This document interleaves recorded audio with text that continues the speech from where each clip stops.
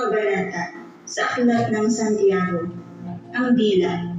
Mga kapatid, huwag basta-basta maghangad na maging tagapagturo ang marami sa inyo, dahil alam ninyo mas mabigat ang paghatol sa aming mga nagtuturo. Lahat tayo ay madalas magkamali. Kung mayroon mang hindi nagkakamali sa pananalita niya, isa siyang taong ganap at may kakayahang pigilin ang kanyang sarili. Nirerendahan natin ang mga kabayo para sumunod saan man natin gustong papuntahin.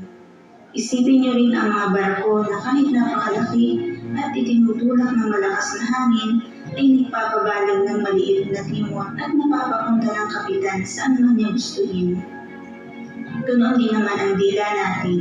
Kahit na maliit na bahagi ng katawan, nakakagawa ng malaking kayabangan.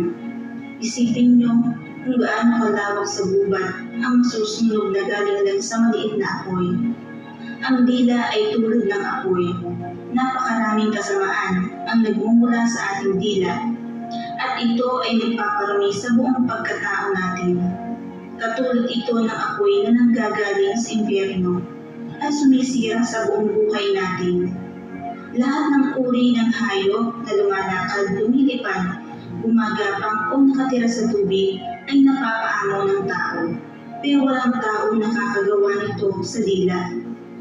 Wala itong tigil sa kasamaan at puno ng lasong nakamamatay. Sa pamamagitan ng dila, pinupuri natin ang ating Panginoon at Ama. Pero sa pamamagitan din ito, ay isinusumpa natin ang ating kapwa na nilikhang kalarawan ng Diyos. Mula sa iisang bibig nang gagaling ang pagpupuri at pagsumpa. Mga kapatid, hindi dapat ganyan. Maaari bang lumabas sa iisang bukal ang matabang na tubig at ang maalat na tubig?